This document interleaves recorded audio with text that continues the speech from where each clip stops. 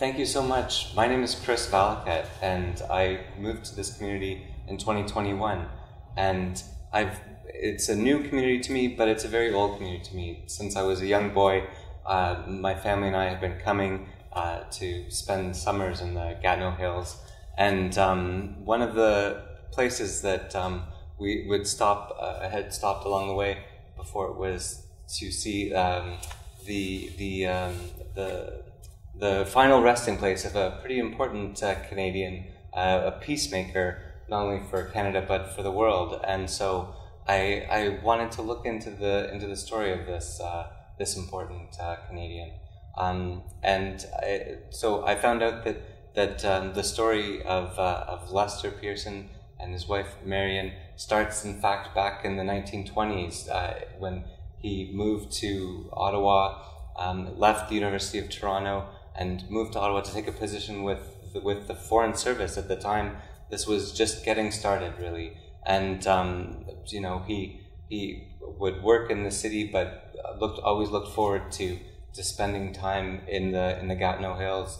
He made friends, and they would and we would look forward to spending weekends and any time they could get in the Gatineau Hills. And so this, all throughout his career, this was an important place.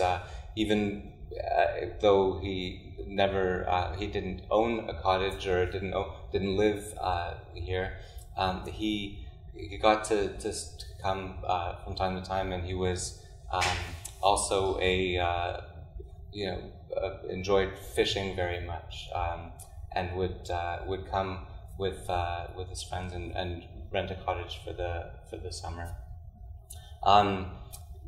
Even when he was posted in England at the beginning part of the Second World War, he wrote to his family, and especially in the autumn days, thinking about how nice it would be to be in the Gatineau Hills. He throughout his career, he rose to first through the civil service and then into politics.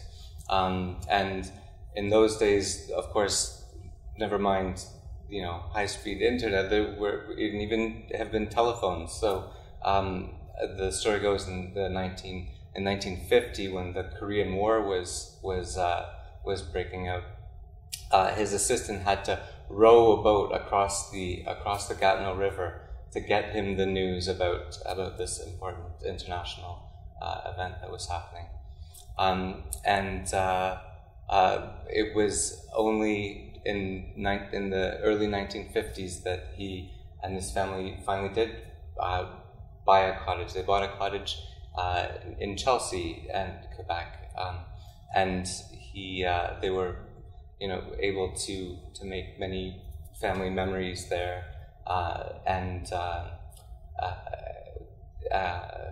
he and his friends, I loved the area so much, in fact, that they all purchased wanted to make Wakefield their final resting place. So he and two of his friends chose to be buried at Wakefield, here in Wakefield.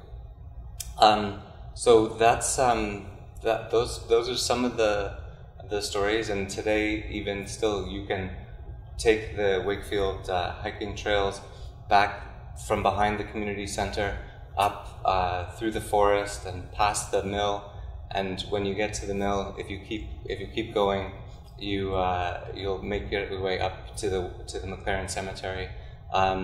And it's pretty modest. It's not a big cemetery. It's not a flashy cemetery, but there's a Canada flag standing there to mark the spot, and you can go there to visit the final resting place of an important Canadian and someone who loved this community as well. So that's the story I wanted to tell today.